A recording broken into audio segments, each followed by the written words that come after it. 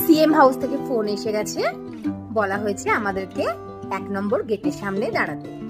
CM house থেকে হয়তো কোনো লোক আসছেন যিনি আমাদেরকে ভেতরে নিয়ে যাবে।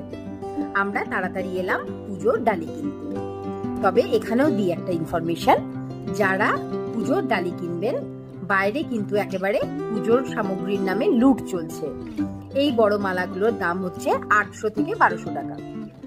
সমস্ত সামগ্রী এখানে ভীষণ কস্টলি, অথচ আপনি এত দাম দিয়ে পুজো কিনে ভেতরে ঢুকবেন, পুজো কিন্তু আপনি দিতে পারবেন না।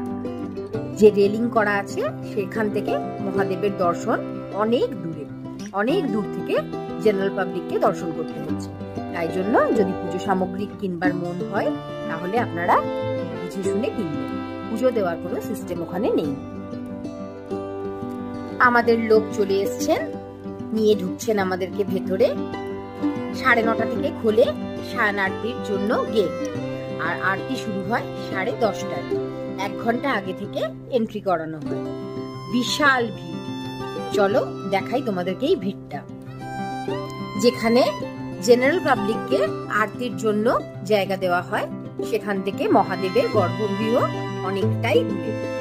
বহু কষ্ট করেই সবাইকেই দেখতে হচ্ছে। আর এই আরতির জন্য চলছে বাইরে টাকার খেলা।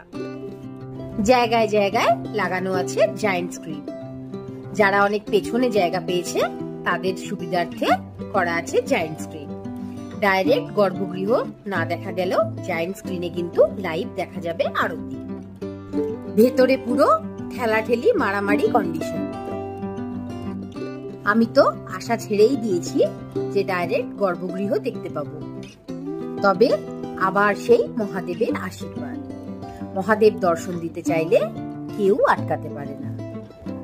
ভিড় ঠেলে এমন একটি জায়গায় দাঁড়াতে পারলাম যেখান থেকে গর্ভগৃহটি একেবারে সোজাসুজি। সামনে কিছু লোক আছে ঠিকই, কিন্তু আমার গর্ভগৃহ দেখতে একটু অসুবিধা হচ্ছে না। তার মধ্যে সুজয় মোবাইলটাকে জুম করে একেবারে ক্লোজ এনে আমাকে পুরো আরতিটা দেখালো। এত লোক যখন একসাথে বলছে হর হর মহাদেব, গায়ে যেন পুরো কাঁটা দিচ্ছে।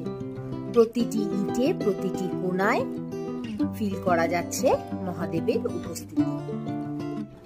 একেবারে দুর্লভ দর্শন। ভক্তি ভরে তোমরাও প্রণাম করো। আরতি শুরু হওয়ার আগে বাবার সাজসজ্জা পুরো বদলানো হলো। পরানো হলো বাবাকে নতুন পোশাক, সাজানো হলো ফুল দিয়ে। তারপর শুরু হলো আরতি। 1 থেকে 1.5 ঘন্টা চললো এই আরতি। পুরো আরতিটা তোমাদের সাথে শেয়ার করব।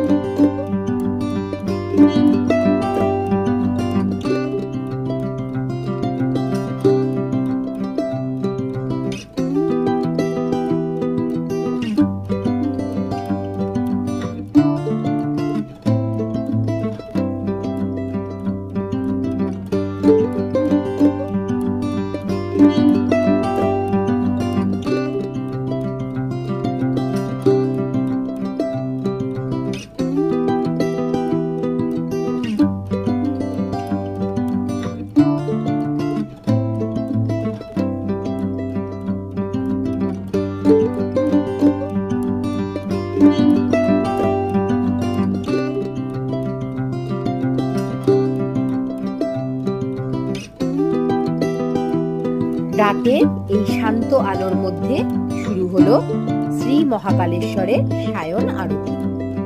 সারাদিনের পুজো, ভক্তি, দর্শন, এবার এসে গেল প্রভুকে নিদ্রা দিতে। এই পবিত্র অনুষ্ঠানের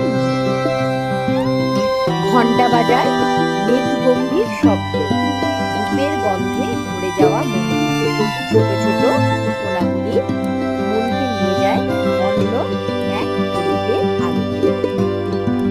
পুরোহিতদের হাতে ধরা প্রদীপের আলোক মহাকালের আগরে আমাদের প্রার্থনা, শান্তি, সুরক্ষা আর আশীর্বাদের জন্য। দিন শেষে প্রভু একটু বিশ্রাম নিন। আমরা রাখলাম আমাদের চিন্তা, আমাদের আশা, আমাদের প্রেম তোমার চরণে। আজকের রাত্রি হোক শান্ত, নতুন সকালের প্রতিটি ক্ষণ হোক তোমার কৃপায় উজ্জ্বল। হর হর মহাদেব, জয় শ্রী মহাকাল।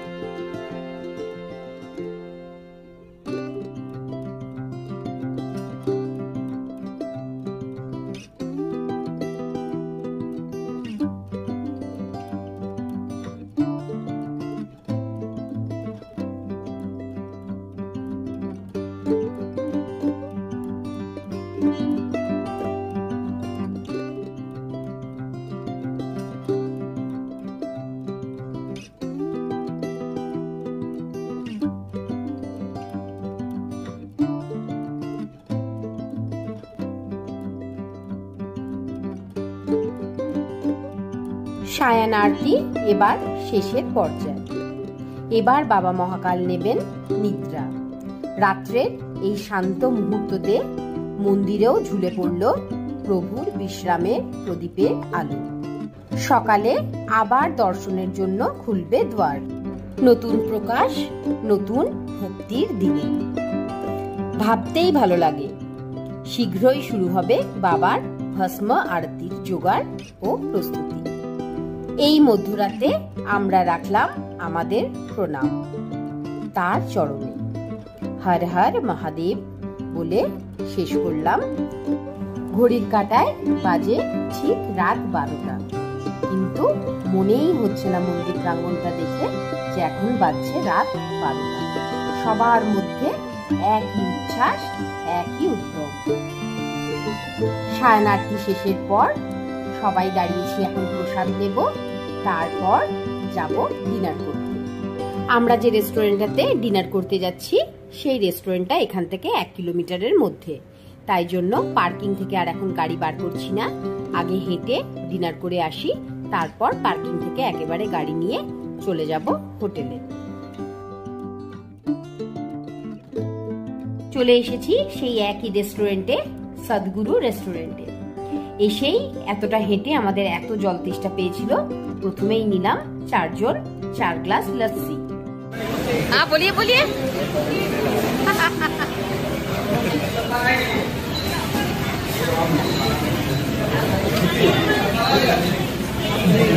चलिए बोलिए बोलिए। खाना बहुत अच्छा है, बिल्कुल बहुत अच्छा। हाँ, महाकाल जी का बहुत अच्छा सायन आरती देखने को मिल गया अभी हम लोग को। बहुत बढ़िया है भैया, कल से कंटिन्यू यहीं पे आ रहे हैं हम लोग। बहुत बढ़िया है। जय महाकाल। ডিনারে অর্ডার করলাম চিলি পনির, চাউমিন আর বাটার রুটি। খুব একটা কারোরই খাওয়ার ইচ্ছে নেই। এখান থেকে আবার হেঁটে যাব মন্দিরে। ওখানে যে পার্কিং এ আমাদের গাড়ি রাখা আছে সেখান থেকে পার্কিং থেকে গাড়ি নিয়ে ফিরবো হোটেলে। চলো তাহলে ভিডিওটা আজকে এখানেই শেষ করছি। আমাদের উজ্জৈন পরিক্রমার ডে 1 আজকে এখানেই শেষ হলো।